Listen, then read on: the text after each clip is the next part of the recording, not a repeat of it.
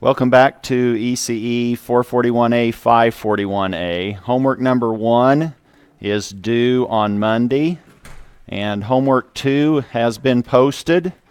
We haven't done anything on Unit 2 or Module 2, which maybe we will get to today, but stay tuned for that. But I thought if you wanted to be looking ahead over the weekend, I know that you like to plan ahead, I have now posted the assignment for homework 2, and that's due on a Wednesday, the class period before our first exam. Our first exam is in 2 weeks. It's on the 21st of September, and there is practice material or study material posted in a module on D2L concerning exam number 1. I have updated the material for lab number 1, and in that module you should find your team assignment that you signed up for if you're in class. If you're online, you've been randomly assigned to one of those teams. Meaning, if you were an on-campus student, you may also have an online student on your team. You might want to go click on that list of online students, maybe the numerical list, since you know your number, and find the name of your teammate, and then send them an email and try to get connected so that you can allocate the responsibility of lab number 1 among the team members, however you want to do that. Obviously, the online students will not fly in and participate physically, but we have technology. You could maybe film or Skype or have them if you wanted to, if they're available. If schedules mesh, that's fine. If you don't want to, that's fine as well. But the online students will be helping with the pre-lab, the post-lab. If you need to call them during the lab and say, hey, this number doesn't seem to work, then you can work things out that way as well, or email them, however you want to connect with your teammates. For the main campus students, to reserve time in the lab, which is in the lab is in room ECE 310, you will need to go sign up for a 1-hour time slot. If you prepare properly with the pre-lab, the lab will not take you an hour to execute. But you can go in, click on the ECP icon on the desktop, be patient. Hopefully don't turn off the computer. It takes a while to reboot if you do. So just leave the computer on, but turn off the other box that interfaces between the computer and the hardware before you leave. That's what essentially allows you to communicate with the hardware, the mass spring damper system in the lab, and hopefully things will go smoothly. You may have to, hopefully, has everyone heard of a screwdriver? You may have to use a screwdriver to change the spring in the system. There's 4 different springs, and you're assigned a spring. You're also assigned a particular quantity of masses. Those masses go on the carriage. The masses are half a kilogram, and the mass itself is half a kilogram. And you need to account for that in your total mass of the system. That should all hopefully make sense or be clear. And the reason for that lab is to try to get a connection between reality, the real world, that's something that's actually moving on a desktop or on a table, and now you can say, oh, really, that's G of S for that system, that's the transfer function. I can now find that G of S from physical data. That's the point of the first lab, is trying to experimentally obtain the transfer function capital G of S from measured step response data. Today what I want to do is finish up our connections discussion, And in particular, Mason's gain, if you have the textbook, that should be in section 2.7 that talks about Mason's gain. If you're in the U of A library system, you can get the Shams outline for the class, and chapter 8 deals with this concept of Mason's gain. After we've finished that example, and I'm going to quickly go through that, we were almost to the point where we could just push things together, but we weren't quite there. We'll finish that up. Then we will quickly go through cheer 1. It's Friday. Tomorrow morning at this time, you'll be cheering, I believe, maybe. You might want to do cheer 1 in a little bit, but we'll use it actually to go state space to transfer function. That's our ABCD to a transfer function. And you can do that with MATLAB as well. If you wanted to check your answer in the back of the book, you can look at the equations in or the functions in MATLAB, plug in an ABCD matrix values for all 4 of those, and plug them into their right function, and you'll get a transfer function in MATLAB. Another way to check your work. Then we'll look at making another connection, which is going from transfer function to differential equation. We already know how to do the opposite, differential equation to transfer function. How do you do that?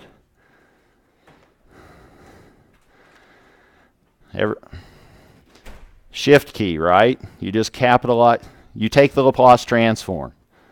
You Laplace transform that differential equation to find a transfer function. If you have this high order differential equation. If it's coupled, then you may have to do some algebra to get to a subsequent transfer function. After we've made all these connections, we'll talk about one more model or system, and that's a DC motor, which is combining now these mechanical dynamics with electrical dynamics. It's an electromechanical system. How do you apply a voltage and make something move physically? And in particular, how do you get that shaft to turn? What are the dynamic equations for that DC motor? Then we'll have a quiz, and then we'll start linearizing. Have you done linearization before? Have you heard that word? Does it even sound familiar? If not, that's okay. We'll get to become experts before exam number 1 on linearization. Here's a nice picture. This is our connection diagram, or a connection diagram. We have many different ways of representing a system's dynamics, or the dynamics of a system. We have a state space block, we have a block diagram representation, we have differential equations, we have transfer functions. This block diagram tries to illustrate how you can move around among those different representations of a system. And you should start to be feeling comfortable with, oh, there's my governing equations of motion. Oh, I want to know what its transfer function is. Oh, I want to think about it as a all-integrator block diagram, etc. I may not give you enough time to sketch that, but you can fill that in based on the notes. I assume you all have access to the website on D2L. And these get posted after class at some point. So let's pick up, review this notion of Mason's gain, which is another way to find a transfer function from this interconnected block diagram. So leave some space in your notes, I guess, to make that last picture of 4 different representations. And now we want to finish up our discussion of Mason's gain.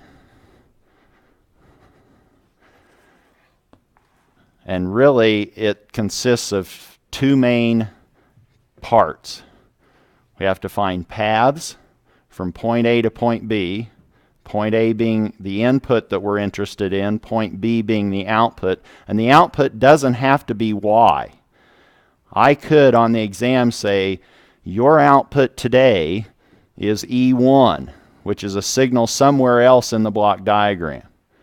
It may not be hanging on the right-hand side of the block diagram. Your objective then would be to find the transfer function between the input, whatever I define that to be, and that new signal E1. Using Mason's gain, you would need to find all the paths that go from that point A, to point B. What is not allowed as a path?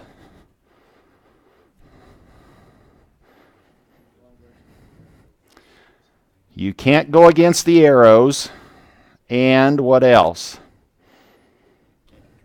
You can't intersect, or these branches that make up your path can't cross over each other.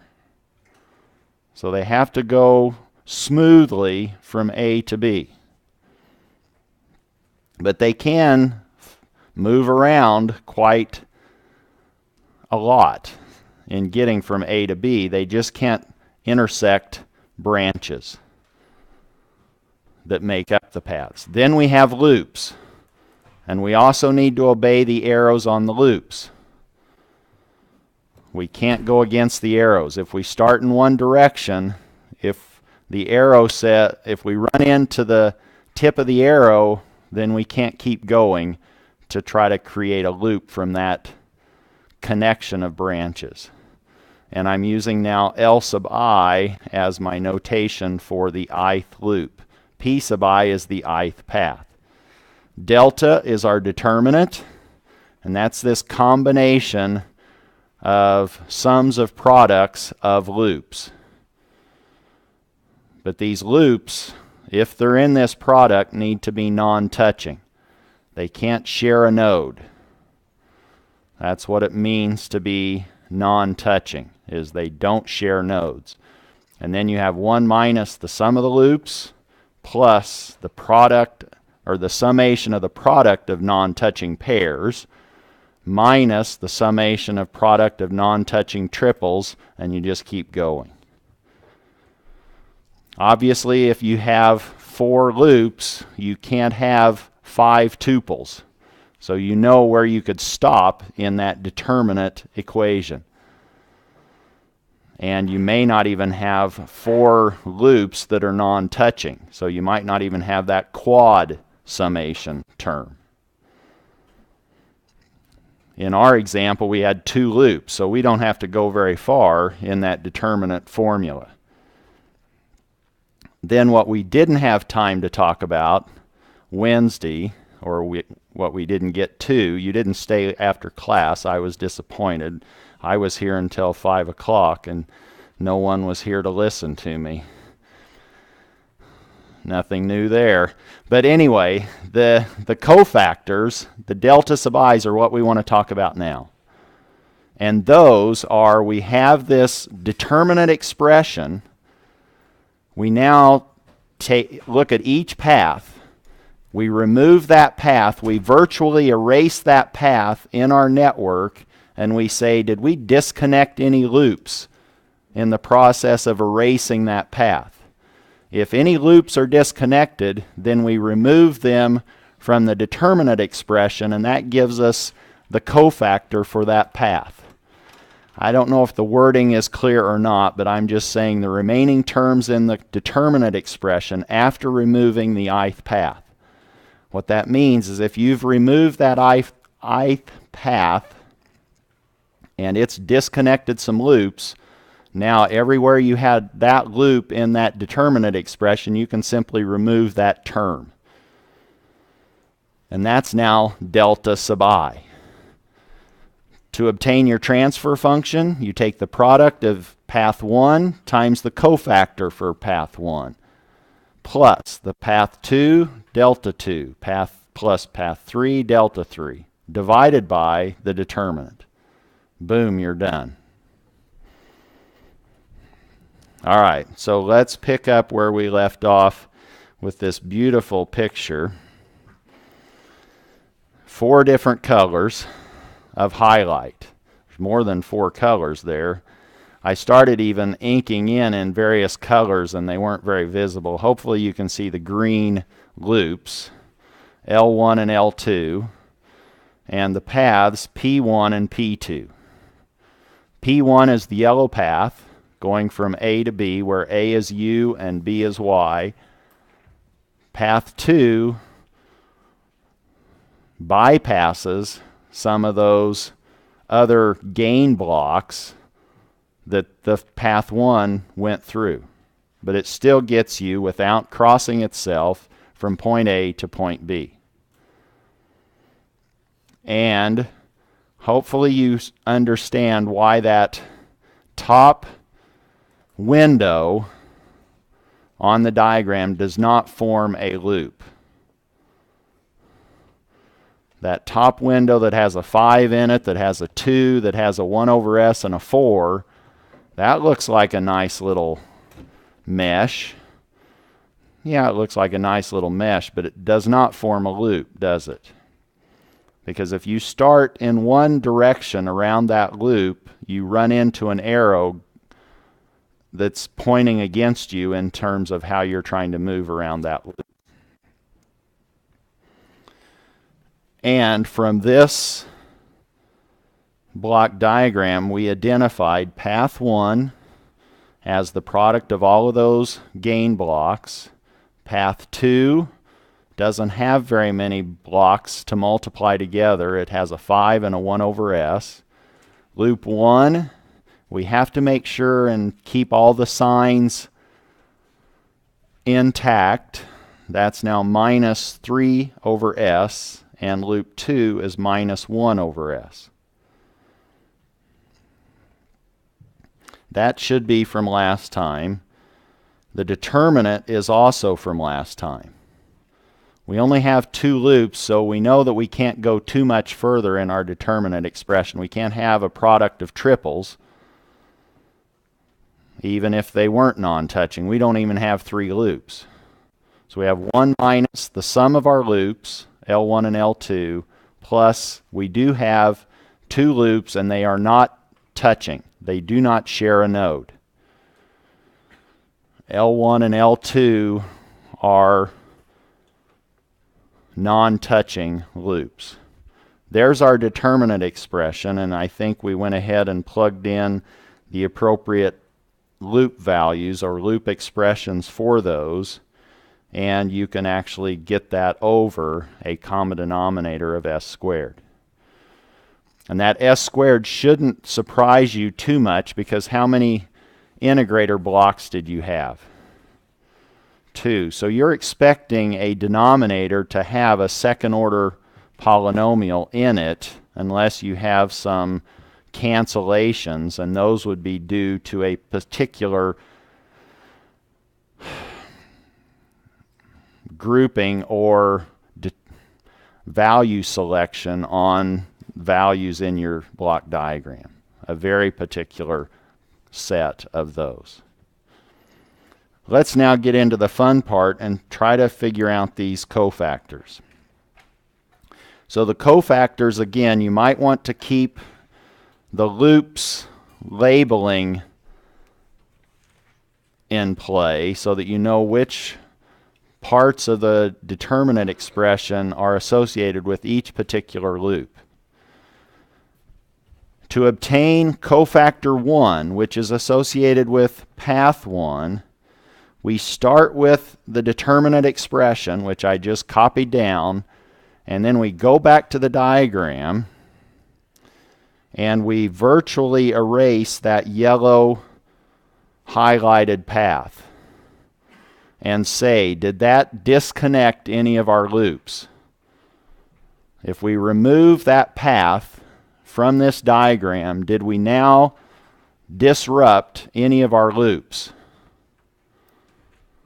If you erased that yellow path, would you disconnect any of the loops? Which loop would you disconnect? You're tearing up both loops, aren't you?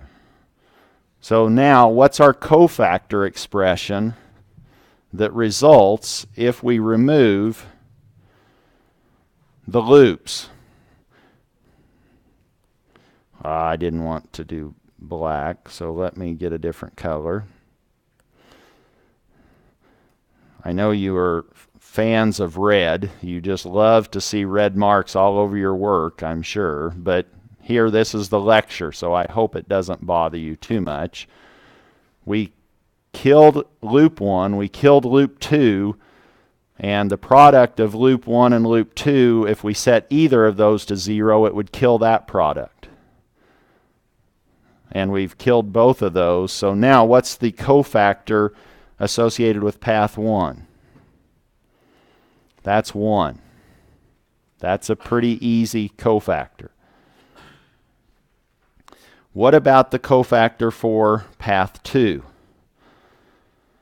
Again, we're starting with the determinant expression, and we go back to our diagram and we erase either explicitly or virtually path 2. And we ask, does that disconnect any loops? And if it does, we need to keep track of which loop it disconnects, or loops. Does it disconnect any of the loops? Removing path 2. Pardon? It does disconnect loop 1, doesn't it? But it doesn't touch or disconnect loop 2. So that means we have loop 1 that we need to get rid of anywhere it occurs in our determinant expression. And now we're left with 1 minus L2, but L2 had a negative sign in it to begin with. It was minus 1 over S. We subtract it and we get 1 plus 1 over S. That's the cofactor for path 2. Question?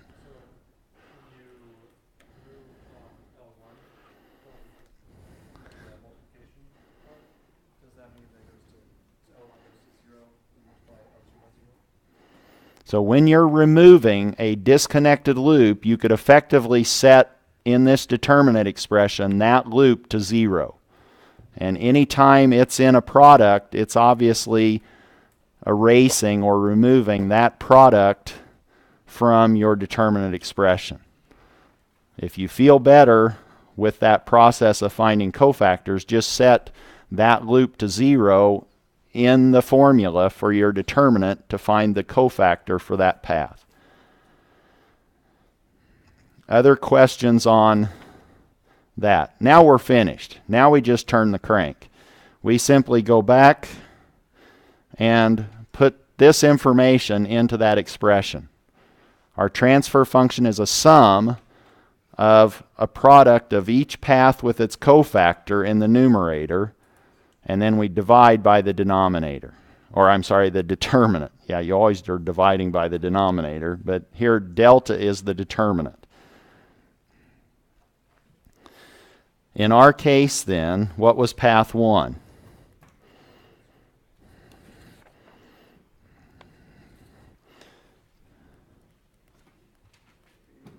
Was that 8 over s squared times its cofactor, which was 1, plus path 2, I think that was 5 over s, times its cofactor, which was 1 plus 1 over s, and all of that is divided by the determinant, which was s squared plus 4s plus 3 over s squared.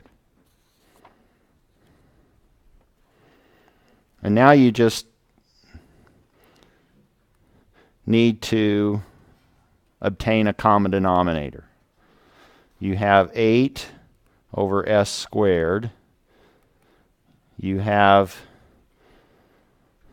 5 over s, but we want that to be over s squared, so let's now just multiply by 1, which is s over s. And we then also have a 5 over s squared, all over s squared plus 4s plus 3 over s squared. The denominators of the denominators cancel. And now we have 5s plus 8 plus 5, which is 13, divided by our denominator, which is s squared plus 4s plus 3.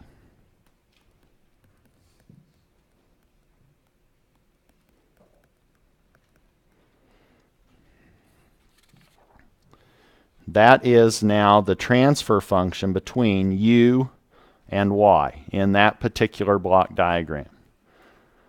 That's made up of a couple of paths, a couple of loops, and the way that they were combined. Questions on that?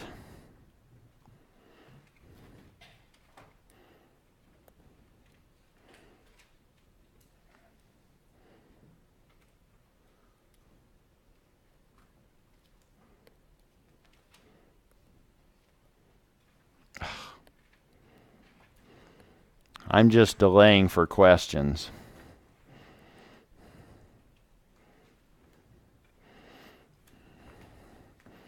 And trying to remove some space. I obviously removed some time there by silence. Now let's go another connection. SS to TF, and that's cheer 1. Where cheer 1 is just C times the quantity SI minus A inverse B plus D. And our A, B, C, and D matrices for that particular system that we started with is as given. And now we simply need to perform the algebra, which really involves now the inverse of a 2 by 2 matrix, and I'm hoping you can do that. That you'll need to be able to do if you don't have machinery to do that. Some of you might have a calculator that does that, but a 2 by 2 isn't that hard to do manually.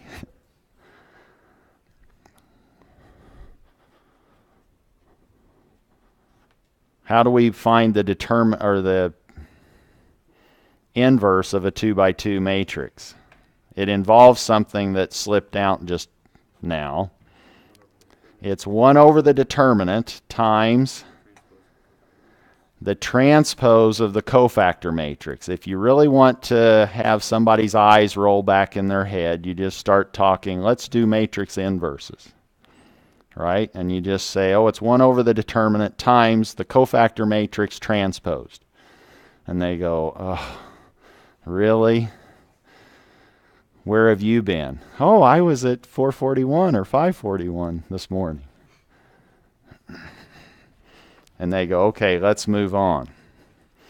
So if we do that, delta now is my determinant, and that's simply the product of the diagonal terms minus the product of the off-diagonal terms, which in this case, one of those is 0. Our denominator is actually s plus 1 times s plus 3. And taking the cofactor matrix and transposing it in a 2 by 2 case really just says interchange the diagonal entries and negate the signs of the off-diagonal entries, and you're done. That's what is performed when you take the transpose of the cofactor matrix for a 2 by 2 matrix. That does not work in general. That only works for a 2 by 2 matrix. But do you see what I've done to find that transpose of a cofactor matrix? I simply have to change the sign of the off-diagonal terms and then interchange the location of the diagonal entries. And now I perform the multiplication.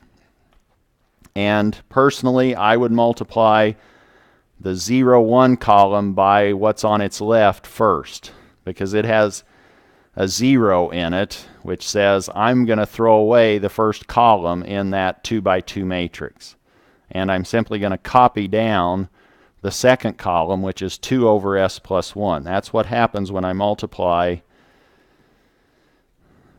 that intermediate matrix with the rightmost column vector 0, 1. It's just pulling off that column 2 over s plus 1 in that 2 by 2 matrix. And hopefully that determinant looks familiar. It should. It's the same determinant that we had in our transfer function before. And we now need to just do this multiplication of a row vector times a column vector. That's 8 times 5, or plus 5 times s plus 1. And that should look familiar. That's now our transfer function that we had the other way.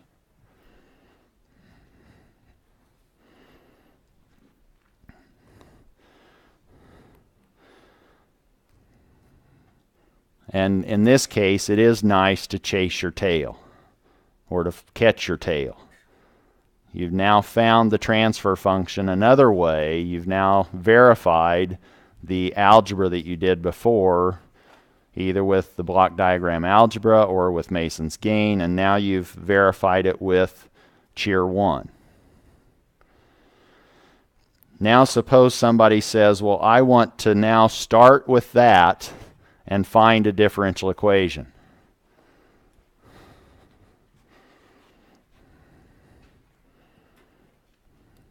Can you do that?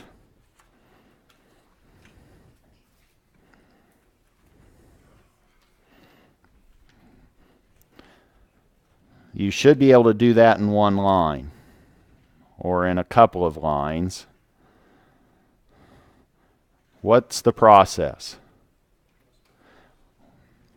Now we simply cross multiply. Now that we've identified that transfer function to be the ratio of the output y to the input u, their Laplace transforms, we can cross multiply that denominator of s squared plus 4s plus 3 onto the left side, and that's now operating on y of s, and the 5s plus 13 is operating on u of s.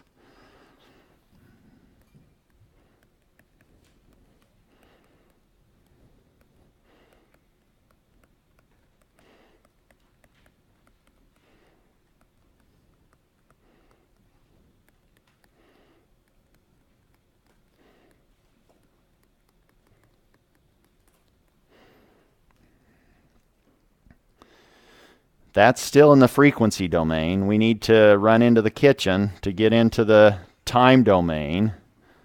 And what does that mean?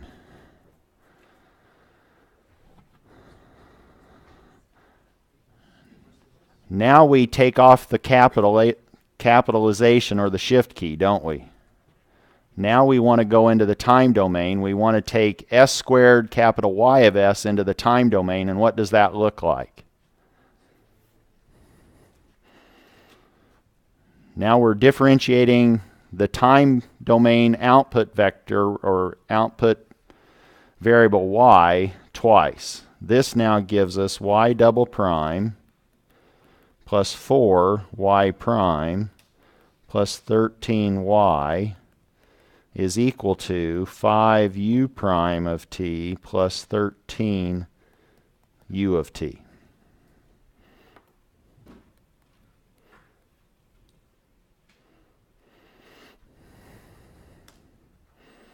And tonight or sometime this weekend, you might want to build the all-integrator block diagram associated with that differential equation.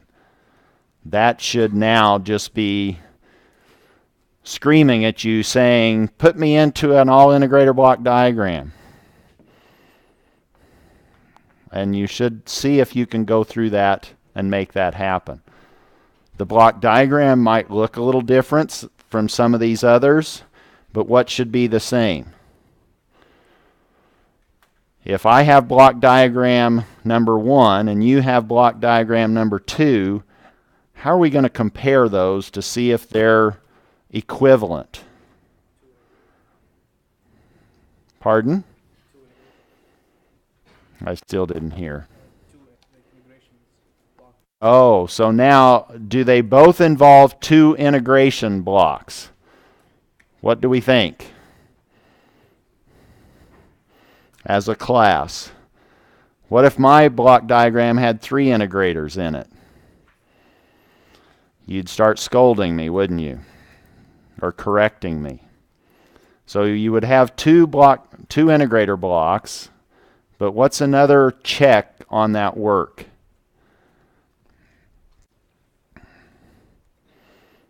Can you find a consistent representation that should be equal? Find the transfer function. I have a block diagram, you have a block diagram. Are they equivalent? I don't know. Well, then find the transfer function, and you now have all sorts of ways to find the transfer function to compare those. They should both end up with the same transfer function if they are equivalent diagrams. Yes.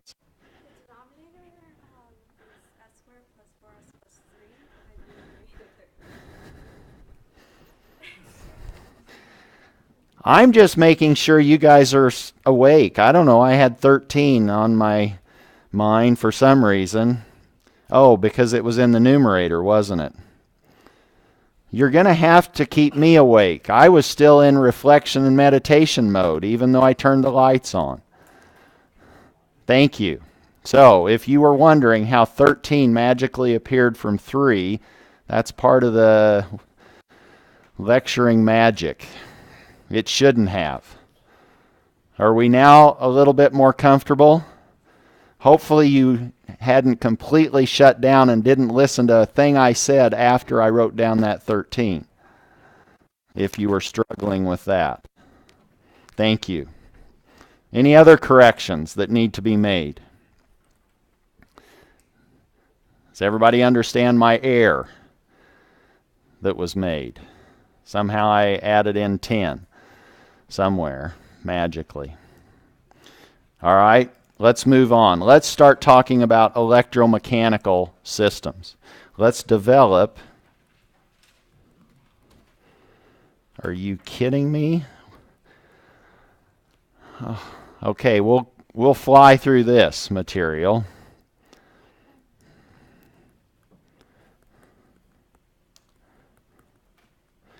I need to definitely wake up from my reflection and meditation to go a little bit faster. Now we're doing the equations that govern the dynamics of a DC motor, and we actually have the answer.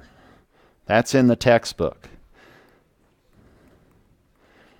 So now if I don't fly fast enough, today you can go to table 2.4, entry number 6,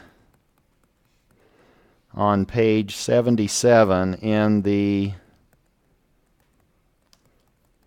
13th edition of the textbook.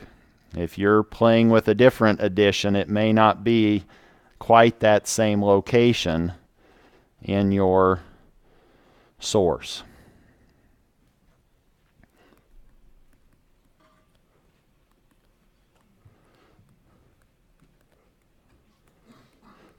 And this is an armature-controlled DC motor. And that diagram or motor that we are going to be modeling is going to not have an externally active part to set up the electromagnetic field in the motor. We're going to have a permanent magnet in there. So we're going to have a permanent magnet type of DC motor. We don't have to have a second external source that's energized. Now our permanent magnet in the motor is giving us the physics that we need to make this motor work the way we want it to work. So let's look at the schematic.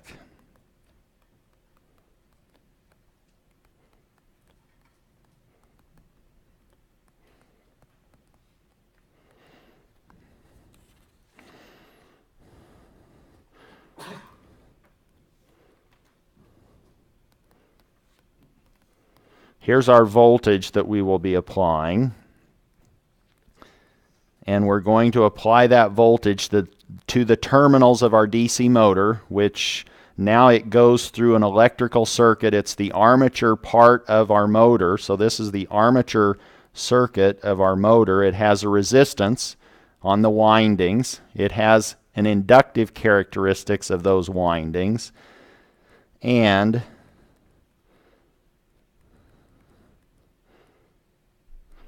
it actually has a dependent voltage source due to the shaft spinning.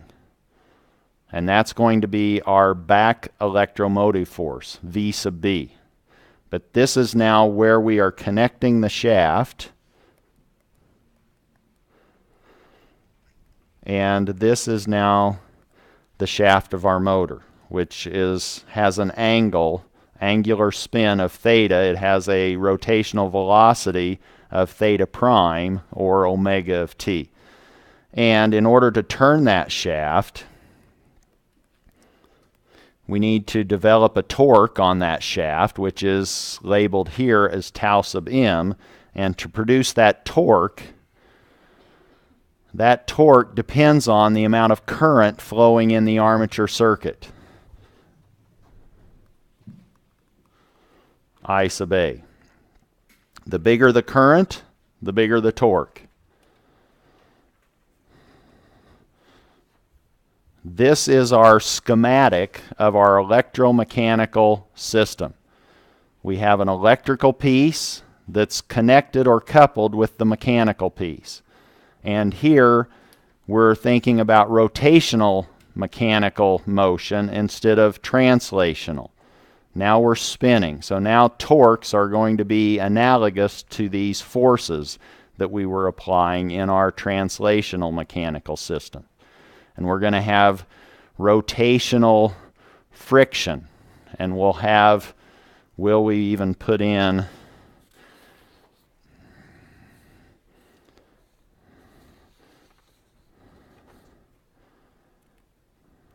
No, we won't put in any spring force.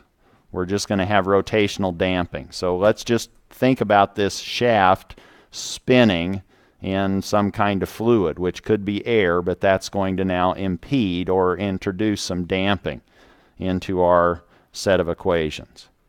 The input to this system is V of t. That's our armature voltage.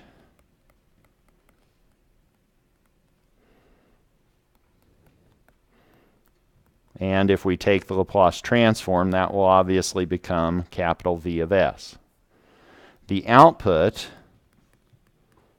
that we will focus on is going to be the angle of our shaft.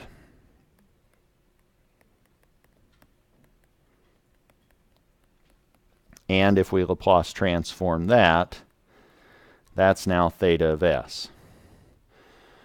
And what we need to do to find these equations that govern the dynamic behavior between this input voltage, V of t, and the output shaft angle, theta of t, is to start writing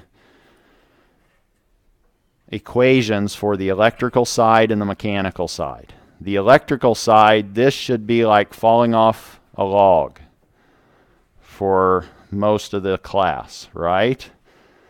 How do we analyze that electrical circuit? KVL. If we write a KVL equation, we have minus V of t plus R sub A I sub A plus the voltage across that inductor, which Eli helps us there, L di dt, plus that back electromotive force, V sub B. And that's going to be a dependent source that depends on the speed with which that shaft is changing. And that's what's going to provide us with our coupling. So let's write that. On the electrical side,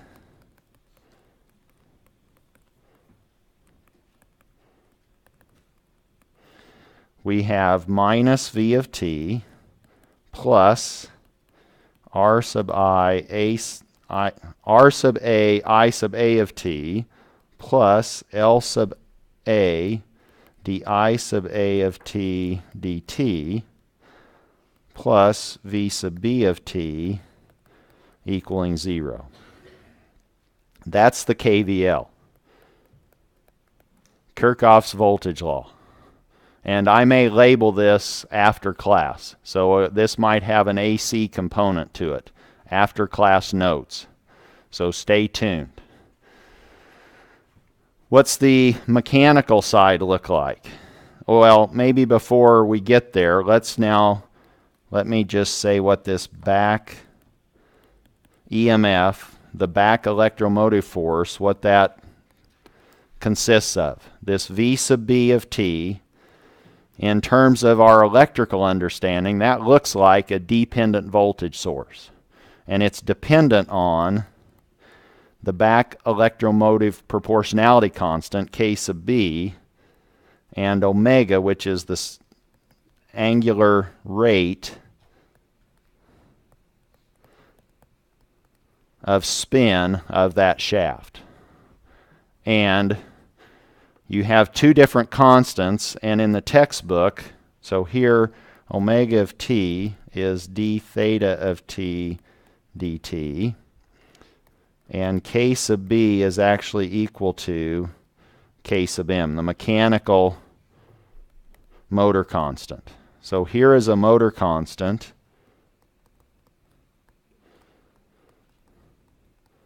This K sub B is the back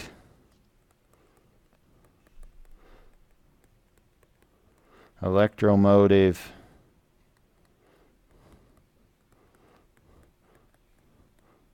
proportionality constant.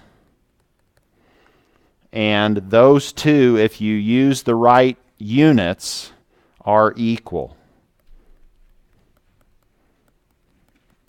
Those two quantities. So you may just see K sub M floating around, or you may just see K sub B floating around, but that's just a constant that's the same on the electrical side, where it's the back electromotive proportionality constant, or on the motor side it's called the motor constant, K sub M. And this is in your textbook explained or discussed a little bit more effectively on page 75. If we plug that in to our KVL equation,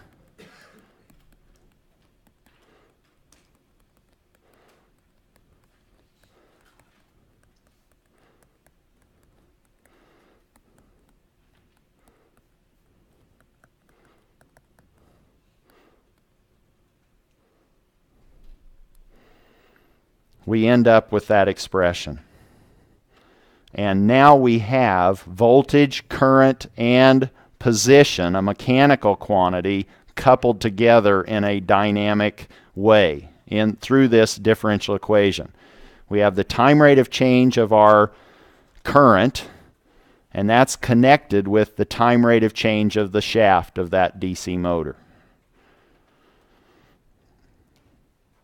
And we want to find the transfer function between V, the applied voltage, and the angle of our shaft theta.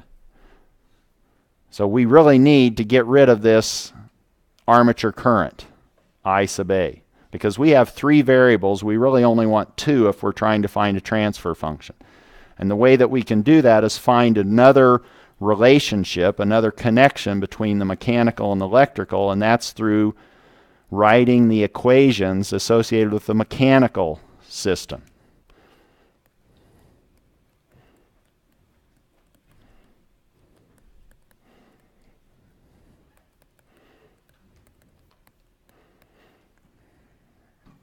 Where now we have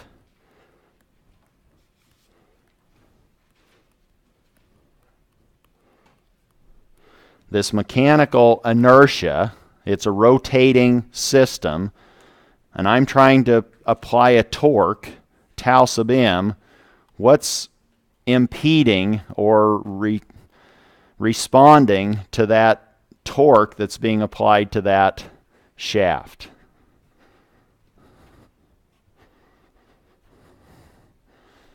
So the mechanical torque is pushing, let's say, to go in the clockwise direction, what happens when I try to do that? Here's the angle. It's going in theta. There's some inertia. And so that's going to now be an inertial torque, tau sub I. And what else might be? We said we're doing this in syrup or something thick, heavy. It's impeding it. Now we have some damping associated with that, a damping torque, tau sub B. So we have the mechanical torque that's a function of the current, and we'll have to sum these in the proper directions algebraically to get our equations, and then we'll go from there. And we're beyond time. Thank you for your patience. We'll pick up there, or maybe it's going to be AC after class.